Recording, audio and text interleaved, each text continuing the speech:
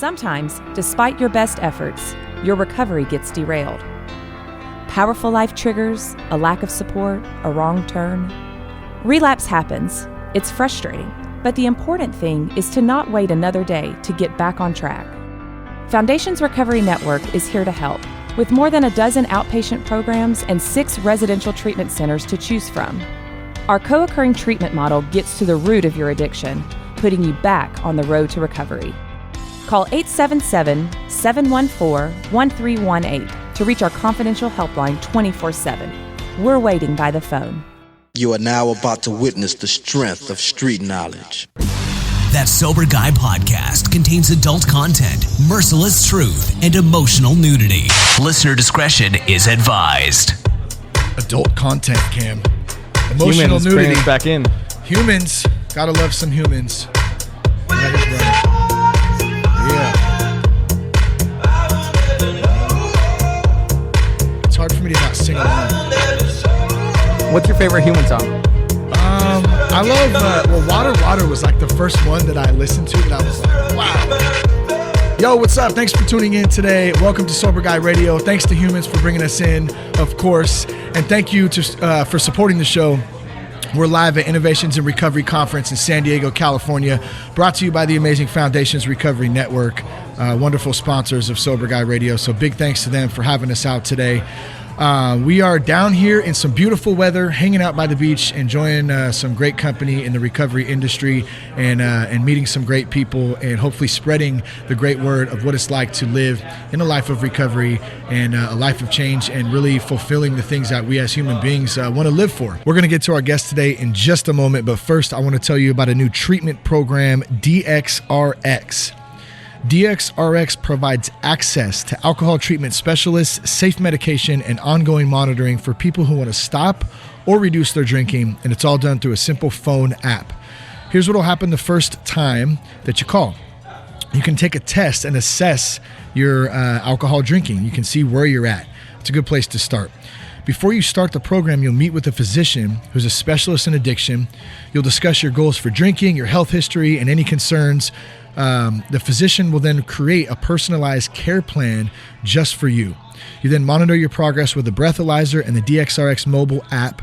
And the physician can also recommend safe, effective, non-habit forming medicine that'll help ease the alcohol cravings. Now, DxRx is a great team of doctors and professionals. They're from right near my hometown in the Bay Area. And actually, Dr. John Mendelson is here at the Innovations in Recovery Conference. I've hung out with him quite a few times since we've been here, been chatting, and he's a great dude, and they have a great team. Rolando over there doing a lot of the marketing. Just some great doctors and great people behind the platform, and really want to help bring substance abuse treatment to the next level and offer a new and innovative alternative to treatment. So if you'd like more information about DxRx, go to thatsoberguy.com and you'll see the DxRx logo, stronger than alcohol.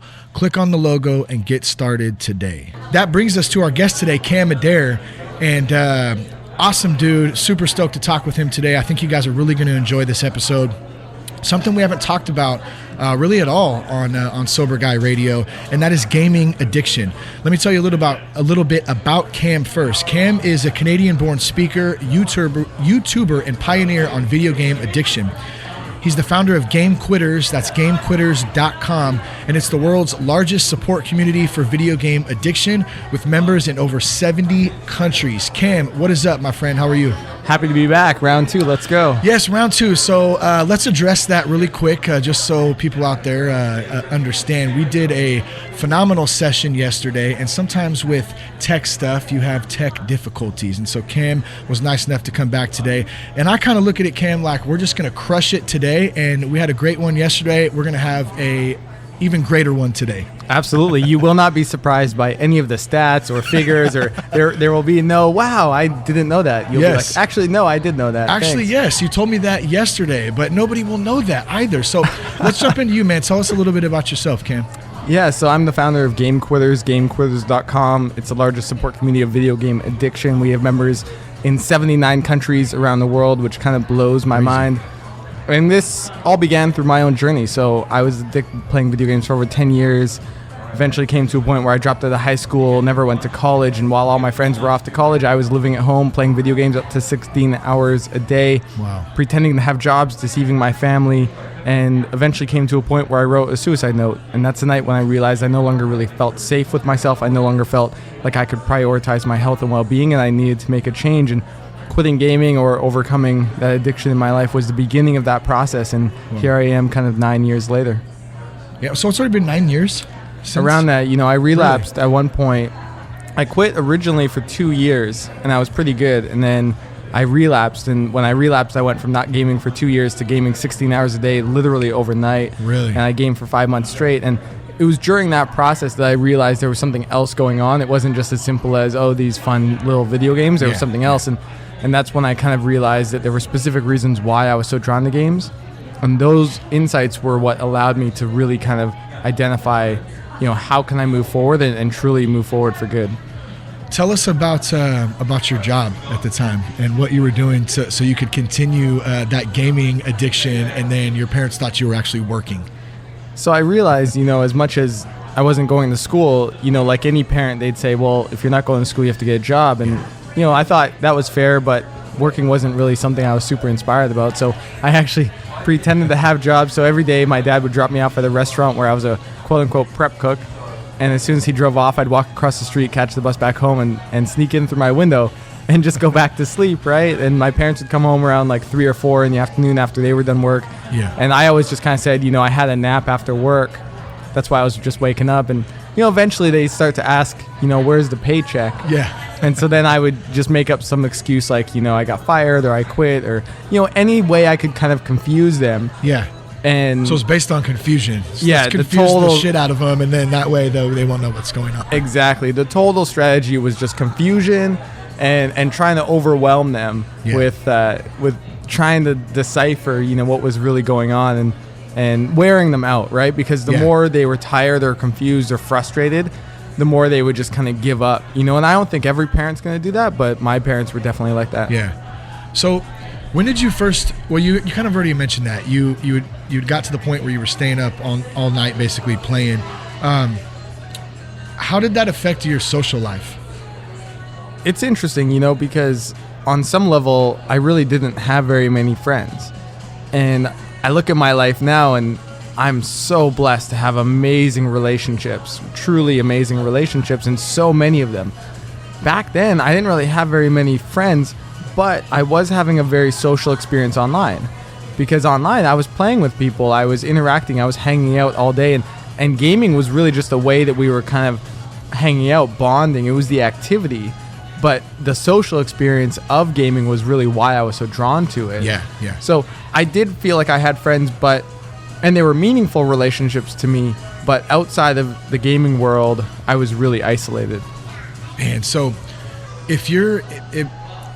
and I think we kind of talked about this before, something that I think was important was you can't go immediately to someone who is, has made that just such a huge part of their life, gaming. They create these friendships through the games, right? Through playing live games. How does like a person deal with some, like their parents say, coming in and saying, those aren't your real friends. Like that's not real. Like you're living in a false reality. You need to get with reality. Like you said, go get a job, what does that do to somebody who's going through that? They experience it as rejection. And when they feel rejected, they get rejected. They feel unaccepted. They feel unwelcome. They feel unsafe.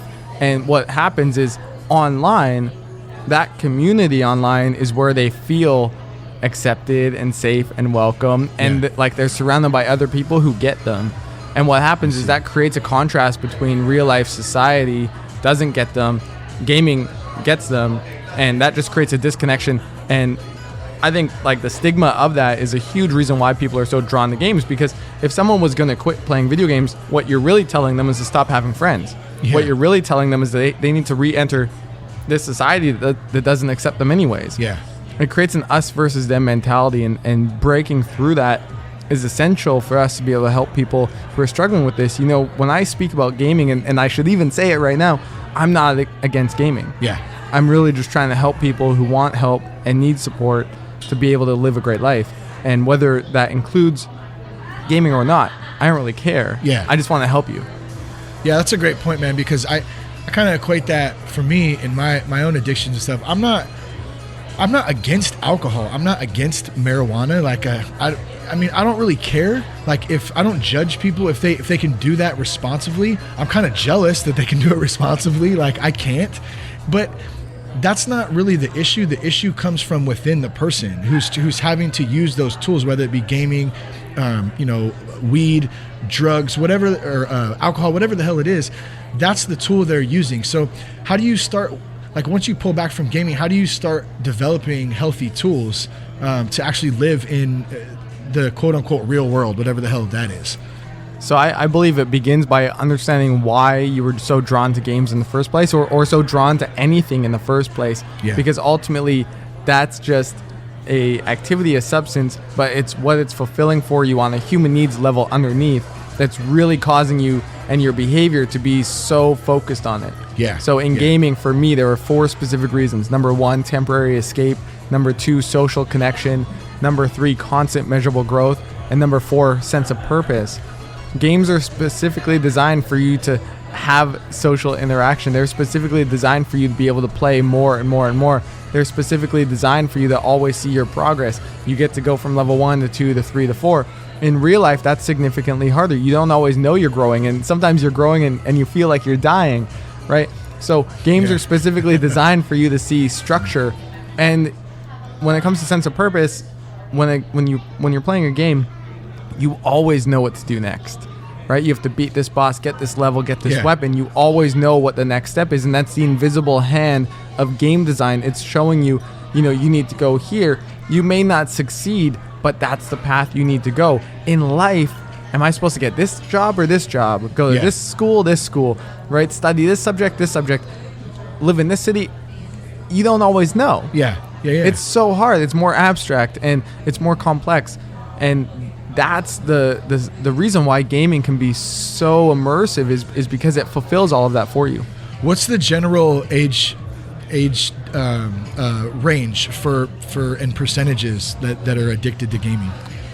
The stereotype is that it would be kids. Yeah, but that's what I think. I think of kids, like I think of little Timmy in his mom's bedroom, or his own bedroom, his mom's house, just getting down on some games. But that's not the case, huh?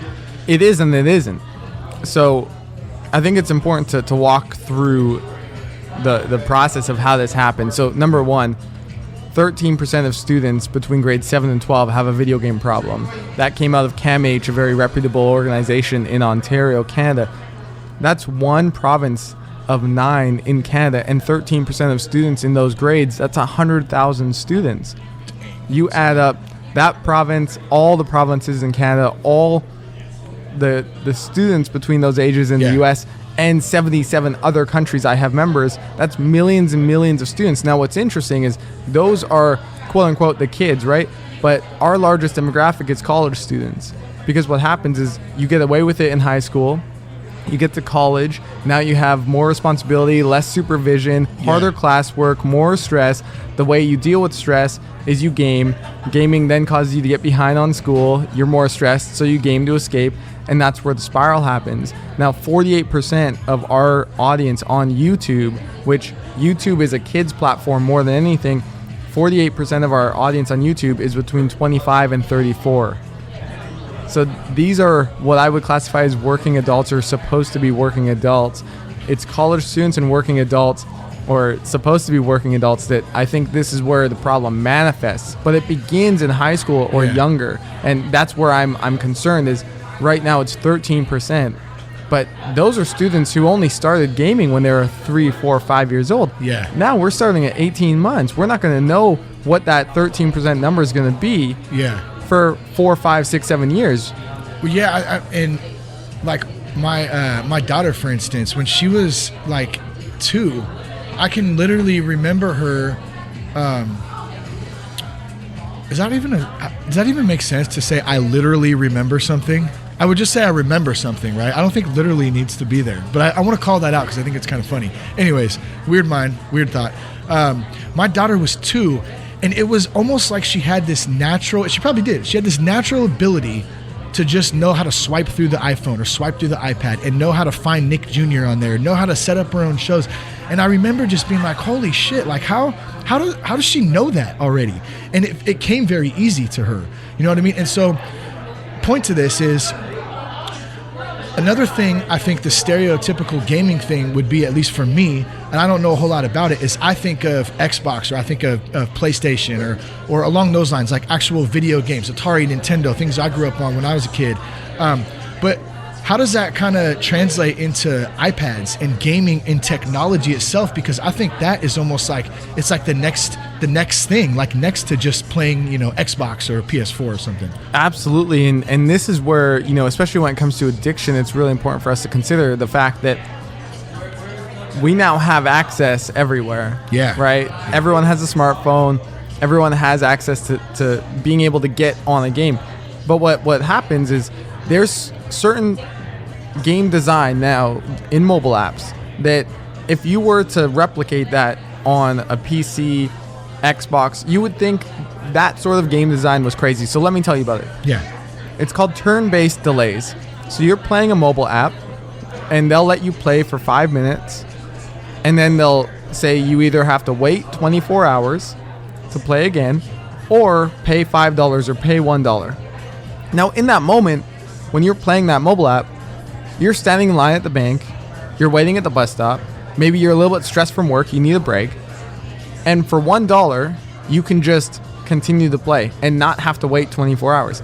Now imagine you have a family, right? So you sat down. Dude, that is crazy. Imagine you sat down to watch a movie with your family, and you started to watch it, and 5 minutes in, it paused and said, you either have to pay $5 now or wait 24 hours, and then they'll let you watch some more. The rest of the movie? You would think would piss me off. Right. You would think that was a scam. Yeah. You'd be like, that's an absolute scam. Either tell me up front it's $5 to play, or let me watch it. Yeah. Right? Totally. But that's what's happening. And now kids or anyone, they're spending so much money, hundreds and thousands and tens of thousands of dollars playing these mobile apps, because they're specifically designed to get you to invest more money. And what happens when you invest more money, we know the sunk cost fallacy, where you feel more invested, loss aversion, these cognitive biases we have. We want to continue to play, because if we stop playing these games that we've invested hundreds or thousands of dollars into, that means all that money was a waste. Yeah. And so you continue to play even though it's no longer serving you. Could you imagine if you gave an alcoholic who had a bad day like a glass of scotch and said, here you go, take a sip, and then pulled it back and said, I need $20 or you can have the rest tomorrow? That might be a good form of therapy, actually. I don't know. Definitely interesting. Man, dude, that is crazy.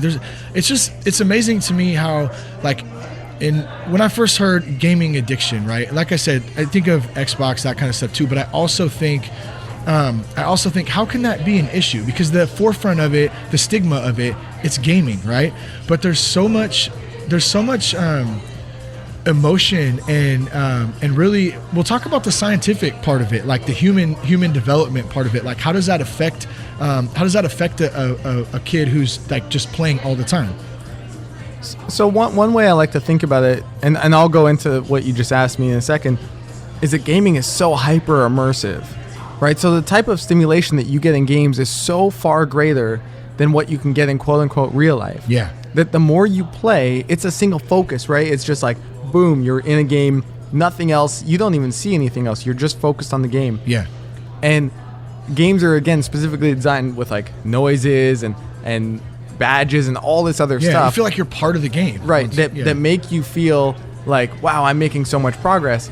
And with the immersion side, your brain gets used to that level of stimulation that quote-unquote real life is unable to provide, right? Even though life is very engaging. So is it actually producing like serotonin? Like, is that, it's like dopamine hits are just like ping, ping, ping, right? Like just going off. Damn. And what happens is you need like a 90-day period for your brain to come back to normal levels. So what we experience a lot in our community is people who have been gaming forever, they say, I want to quit, but real life is so boring. But it's not because real life is actually boring. Yeah. It's because the comparison between gaming and real life, that is boring, right? And so that's one thing. The second part, though, is when you saw your kid playing with the iPad and being able to do all this different stuff, as a parent, I imagine you're like, wow, my kid is so smart. Yeah. That's so amazing. right? And that's really cool. But the other side of it is, in my community, gaming is maybe the only hobby that they've ever had because they started so young. Yeah, so it's almost all they know. Exactly, right? And so they never went outside and had to interact with their neighbors to be able to come up with games to play. They never figured out how to be resourceful, to use their environment to keep them engaged. They never had to actually integrate into the world around them and develop those intangible skills of creativity, social skills, resourcefulness, independence, to be able to actually engage in the world. And over time, what happens is they end up coming to our community and they're 20, 21, 22, 23, and they're like, I've never done anything else. I don't even know how to make new friends. I don't even know how to entertain myself. I don't even know other hobbies I could have. Yeah. And that's where over time, the intangible skill development that has not happened, that's where it becomes a crisis. So I'm not bashing at all. I just want to say, first of all, the gaming industry or anything about that. Okay, so this question, I want to preface that first. Do you think, or have you ever thought about, or maybe it's in the gaming community, I don't know, that there is a larger picture for this that is meant to almost, in a sense, program kids at a young age to not branch out and start to get out in the community? So it's almost like, because I feel there's a lot of things in society that can program us, right, and kind of dumb us down and keep us in conformed, I guess, to say. Is there any talk about that, like how from a political perspective, or is that relevant in the gaming community? Or in our community, it's certainly a discussion. It is, yeah. It's certainly a discussion. I was wondering, man. Yeah. And I don't tend to go down that rabbit hole too far. Yeah. Just because it can go deep. You can go deep real quick, and it's hard to know because there's such a lack of evidence. But I do think that games are specifically designed for you to play them more. Yeah. And I think that the gaming company's response so far to gaming addiction, which has been kind of just to pretend it's not a problem, is not that good. And any gaming companies listening to this, hit me up. I'd love to work with you and figure out a way for you to be a positive member of being able to help people, like a small fringe percentage, 1%, whatever, 10% of your community who have challenges, to be able to support them while allowing everyone else to game in peace, right? And so we'll see if the gaming companies step up and say, you know what, we recognize this, we want to help, we want to make sure that people are doing this responsibly, and we can contribute to that. So we'll see.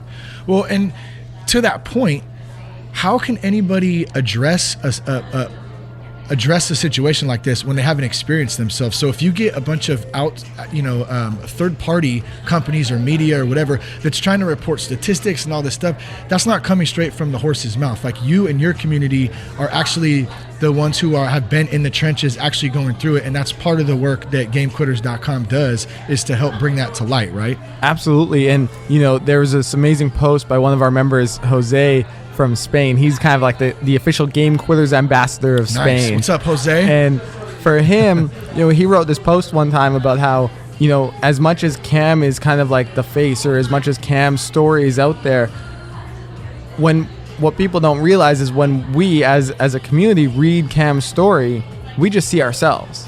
Wow. Right? And so that's something I'm very mindful of. I know that I have the ability to be here right now and do this podcast. Yeah. I know I have the ability to be out there in the media talking about this, advocating for it.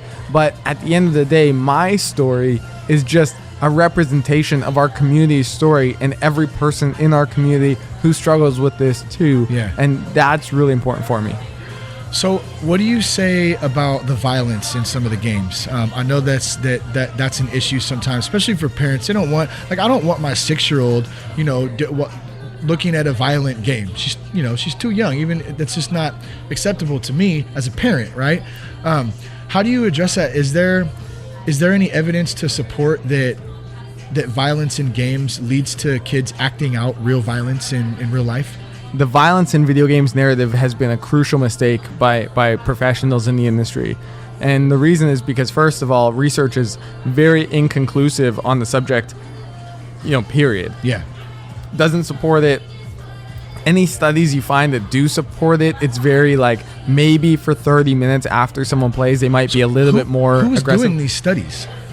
Like, I mean, you don't have to name names if you don't want to. I'm totally cool with that. But like, is it just general media platforms that are, or big media platforms that are doing, or is there actually science behind it, or is it just like we're spouting off some bullshit that we really don't know what the fuck we're talking about? Well, to be honest, fake news is a big term right now, right? And I might start dropping a term called fake researchers, because I see researchers sharing research where I'm like, are you serious? Like that's fake research. Yeah, I love it. Hashtag fake research. Yeah, we're pulling New York Times just published this article. It just like lit me up because it was just ridiculous. But what happens, just to walk you through, when pretty school, sure everything those guys post is ridiculous. But anyway, another topic. When school shootings happened, were happening a lot in the 90s, that became associated with video games. And that's where it really began. And so parents were freaking out saying, oh my God, my kids are playing these violent video games. They're going to become the next school shooters. But what happened was that narrative was the dominating narrative around video games, video game addiction, playing video games too much. You're going to become violent. Research doesn't support it. But in the media, that was the whole conversation. And in that, this whole community of people who were saying, yo, I'm not violent, but I am struggling with an addiction to video games, they got left behind, right? And so when you talk to this community, whether you go on Stop Gaming on Reddit or GameQuarters.com, you won't find people there who identify with being addicted to video games, who believe in any way that it actually makes them more violent, right? So it's like, wait, are we talking to actual people who struggle with this, or are we just randomly talking to random people about it? So violence in video games was a narrative that has caused our community's mission to be years and years and years behind. And so I'm out there now and I'm starting to see a shift in the conversation around, let's talk about actual just video game addiction. Violence in video games is a completely different story. Cool, you guys can do research on it, whatever. But at the end of the day, we need to support people who are struggling with a video game addiction, with the actual addiction, and be able to help them live a great life. And outside of that, I honestly don't really care. Yeah, I love that too. It's like, it's because there's so many components to it. But at the end of the day, it's really about helping people, right? I mean, that's really what it is. That's it. And like you said too, just like me, I had an alcohol and a drug problem at one point. I've been able to at least keep it maintained up until today. I try to do it one day at a time, the old cliche. But there's millions of other people out there just like me with similar stories, different components to it. Same in the gaming world. So you're just bringing to light, this issue, and you've been able to create something, a community behind it that's pretty awesome, man. Like, what is the community active in on a daily basis? Like, would it take us through like a couple days in the gaming community that's actually trying to recover from some of this stuff? Awesome. Yeah. And, I want to give a big shout out to everyone in the community. Again, as much as I might be out there on the front lines, in media and stuff, this is a collective effort of individuals. And I owe a lot of credit to a lot of different people who have helped me get to where I am today and helped our community be where it is today. And so I just want to make sure that, we give a big shout out to them because it's us as a collective. And ultimately this community made a decision that we weren't going to wait for organizations or governments or someone else to come and care about our issue. We were just going to go out there and do it ourselves and support each other. So on an everyday basis, you can find people supporting each other on Reddit at Stop Gaming, the subreddit. You can find us on Discord, supporting each other, Stop Gaming on Discord, on the Game Quarters forum, on Game Quarters on YouTube. You can find a collective group of people, 20,000 members a month in 79 countries around the world, really supporting each other. And, for instance, on the Game Quarters forum right now, there was a member recently from Poland who shared that, for him to share a journal and to share his experience and get help was easier for him in his native language. And we actually have a bunch of members from Poland. Yeah. And now they're all interacting in Polish, and I don't speak any Polish, and so I have no idea what they're saying. Maybe they're talking shit about me. But they're helping each other, right? They're helping each other, and that's what's cool, right? Because ultimately, these members are all coming together to say, hey, this is something I struggle with, and I'm here to support you.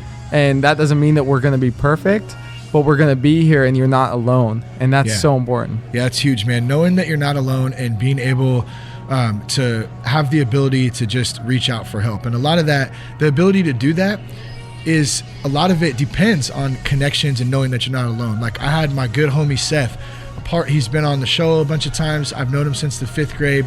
he tells me, like, he sent me a text when we were on our way down here, and he said, "Hey, what's up, man? Really proud of you and the work you're doing in the recovery community." And I shot him back. I said, "Man, thanks, dude, but you know what? You're responsible. You played a big part in it because you helped pave the way, because he got sober before I did. And I don't know that I would have had the courage and the strength to go through that had I not been able to look at him and say, well, man, if Seth could do it, I could do it too." And I think that goes back to that community, those connections made. You have other people who have struggled with the same type of stuff. One question I got to ask you, that it's not my favorite question, but I think it's a relevant question, and I think that people probably ask it often. I have an open mind to this kind of stuff, thankfully. Some people don't, and they might say gaming addiction, that's bullshit. Like, what do you say to those type of people, or how does that make the community feel, and how do they kind of deal with that? Yeah, so this is timely because this New York Times article just came out called "Video Games Aren't Addictive." That was a sham. And I posted it in our community, and our community was very like, I just don't get it. But one thing that we've said is we don't need to be officially recognized as an addiction by some doctors in suits for us to care about our issue. We can care about our issue, and we can support each other, and that's it. So when I think about addiction, number one, I'm thinking about negative impact. Negative impact for me came in many forms. I dropped out of high school. Yeah. I almost committed suicide. I pretended to have jobs and deceive my family. I lost relationships. Those were that's very negative impact in my mind. I interact with people every single day, like our member Joe, who, he had a newborn daughter at home. He was on leave to take care of her, and he found himself getting annoyed every time she was crying because he had to pause his game and go take care of her. Joe wants to be a great father. I know you want to be a great father, and absolutely. For him, that was having an impact on his relationship with his daughter. I meet people every single day who are dropping out of school, unemployed, unable to get themselves going. And so that's negative impact. That's where I begin. Being unable to stop playing, being unable to moderate, trying to quit and relapsing. All of these things, in my mind, that's addiction, right? But we don't need to wait until some doctors, some expert, some experts, right, tell us that we don't need their validation. And so our community is really just saying, like, well, cool, fuck you, and we're just going to do it anyways, and we're going to support each other, and we'll let you guys go and do your research in your like isolated rooms, who don't even ever speak to anyone who actually has a problem to get their side. That's what I was going to say too, is that it's not that you guys either are against them or turn your back on them, but they're not coming to the source for the information. So my guess would be that your door is open for them to come to that source, to the community, and actually talk about it. But if they're not going to do that, then like you said, why am I going to rely on them, to prove anything or show any real statistics behind it? Exactly. And for me, that's one part of this community I truly believe in is it's up to us. Yeah. It's up to us to do things like, we're doing research. We're doing research on our community right now that we'll publish very, very soon that will show the difference in quality of life when someone quit gaming and went through a 90-day program. Yeah. That's evidence, right? It's scientific evidence. We're doing it with professors, doing ethics reviews and all of this stuff to make sure it's a publishable study. But it's up to our community to be out there doing media, putting our stories out there, sharing our stories online, supporting each other, doing research, filling in gaps, doing whatever it takes that we can do, take responsibility for it to get that message out there instead of waiting and hoping for some researchers or doctors or whomever to care. Proactive. I love it. We got to be proactive these days. I want to give a shout out to Anna David too for hooking this interview up. Thank you, Anna, if you happen to listen to this, for doing that. Anna's pretty awesome, huh? Anna's awesome. She's hilarious, and she's definitely, I'm super grateful to have her as a friend and mentor, and she's taught me a lot. So she's a trailblazer in her own way, and really grateful for her. For sure. You mentioned that you wrote a suicide note. Is there a lot of I'm assuming there has been some suicides in the gaming community. What is that? I mean, I know it's a dark topic. I'm sure it's probably tough to talk about even too, but it's an issue, and it's something that probably does need to be talked about. What's going on with that angle of all of this? Yeah, that's one of the really tough ones for me because, I'm the one that gets the emails. And specifically from people who are saying like, hey, I think I want to kill myself. Yeah, I remember at Christmas time. Crazy. At Christmas time, it was really hard for me because, and I don't want to make this about me, but it's a weight. Yeah. Because I want to do a good job and I want to be able to support these people. And my vision is, if you're someone who wants help, you deserve help and you deserve the best help possible. And especially at Christmas time, I was getting a lot of messages. I was back home with my family, trying to be present with them, and I was getting messages all the time from people saying, hey, just so you know, like this person or this person or this person, they were talking about suicide, like what do we do? And for me, just I felt very inadequate because I didn't feel like we were providing enough support and infrastructure for them that's better than just like, hey bro, go call this hotline that I know they're never going to do. Another one that spoke to me was, I got a message from someone in Morocco. He was a 15-year-old. And I remember, legally I feel obligated to send them a hotline. But I remember looking for a hotline in Morocco and there wasn't one. And this 15-year-old... what do you do in that spot? You mail him a letter? With him, I just tried to talk to him for a minute, but I can only do that so much. Yeah. And I really... so much of you to go around. Yeah. And those really hurt my heart. I'm very open about my kind of depression and suicide and things like that. And so I get a lot of those messages and I'm grateful that they feel comfortable to reach out to me. Yeah. But I feel I need to do a better job of having, hey, there's someone right now you can speak to and I can make a personal introduction to you right now and make sure that person is getting the support with a professional that they need and deserve, but it's done in a way where they feel very comfortable and enrolled in the process instead of, okay, here, dude, just go call this number or go to this website and get some help. They're not going to follow through on that. Well, I think in your journey, in your, this movement that you're helping to lead, that's going to come in due time. You know what I mean? It's just like you're doing all the right things. You're out there in the public eye. You're speaking out about it. You create a community about it, and it'll just continue to grow, which is a phenomenal thing. So let's say there's a mom out there listening right now, or a dad, and well, I was going to say their kid has a problem. Shit, maybe they have a problem considering the statistics, right? And how does somebody know that they have a problem? I mean, I'm sure there's some obvious signs, but what if they're kind of on the middle ground, on the fence about it? Like, how do I know if I'm playing too much? Yeah, so negative impact is where you want to start, right? So, I think we always know the truth. We go to bed at night and we know the truth. When we sit down and we're just laying on that pillow, we know. And so it's getting really honest. I would say instead of really looking for signs or looking for if it's a problem or not, take a break. And see what comes up then, right? Yeah. Take a day off. Take 7 days off.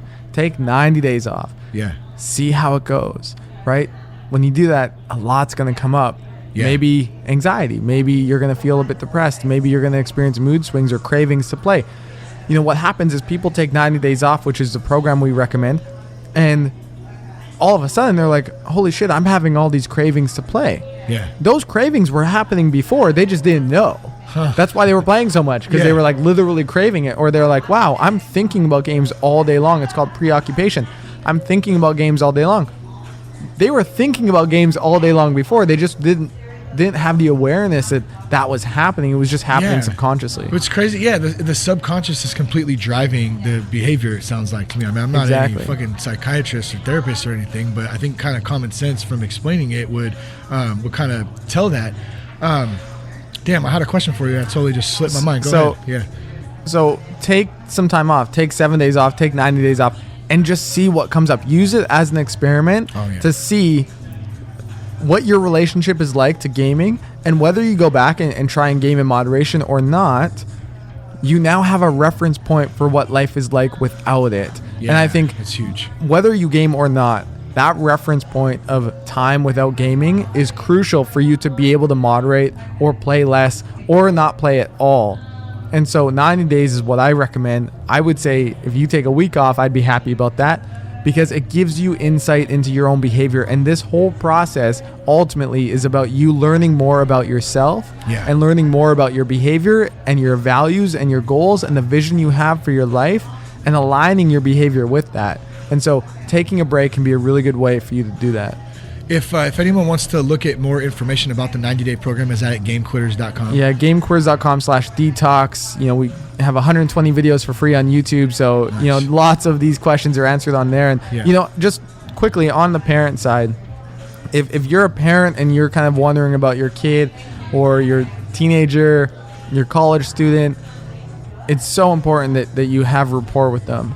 And so not attacking them for playing, not shaming them for playing, but beginning to have a relationship and inquiring with them about, what do they like about these games? What kind of games do they play? For instance, if they're playing more first-person shooter games, we've already talked about the violence. Yeah. But more importantly, first-person shooters, they like to be the character.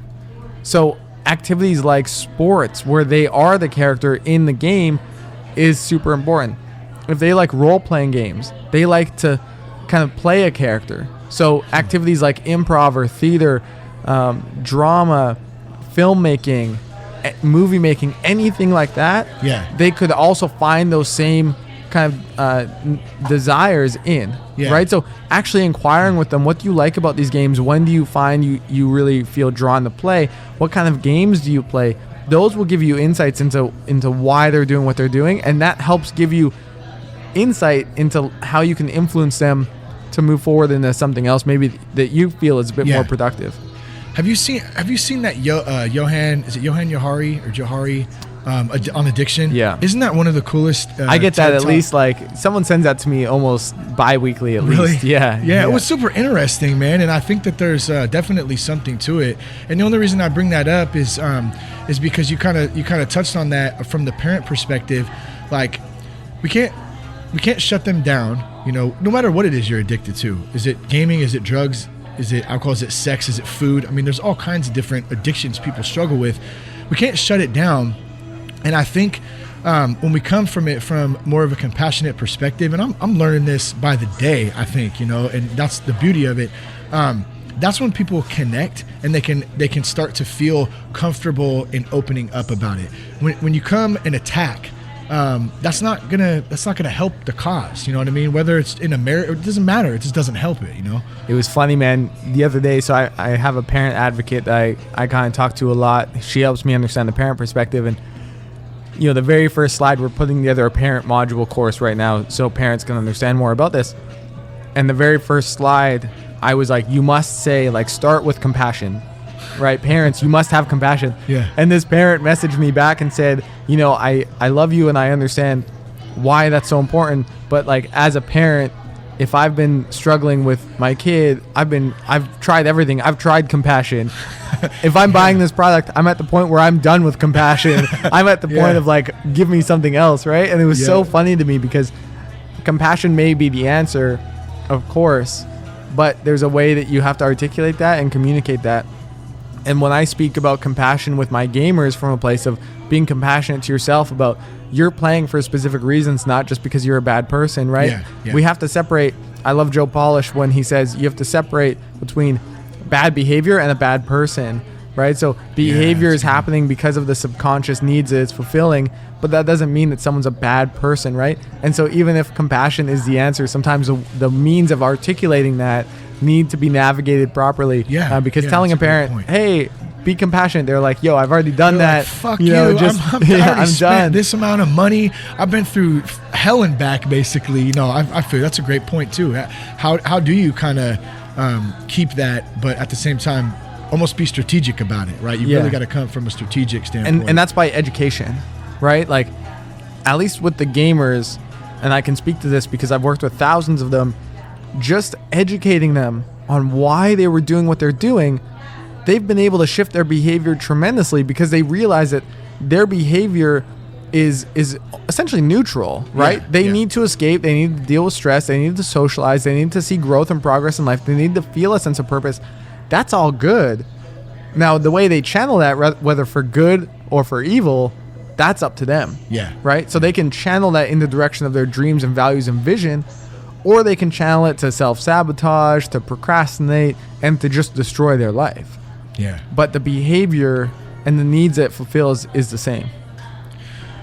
Shoot us some links, man. If anyone out there listening wants to get more, we already did GameQuitters.com. Is there any other social media sites? Is there any email address, anything how people can get in touch with you, Cam? GameQuitters.com. You can find everything on there. Game Quitters on YouTube. Stop Gaming on Reddit. You can also hit me up on Instagram at Cameron Dare. Twitter, the same. CameronDare.com. Cam@gmail.com or Cam@GameQuitters.com. You can email me. I respond to everything. Love to hear from you guys, and you can check out the TEDx talks as well. And special thanks to you, Shane, for having me. Yeah, man. No, it's great, man. It was great talking to you, man. I learned a shitload talking to you, man. It's really cool, really interesting. I appreciate it, Cam. Thanks for tuning in today. Go to thatsoberguy.com for more information. You can get the emails. Much love to y'all. Thank you for supporting the show. Peace, love, respect. Keep your blood clean.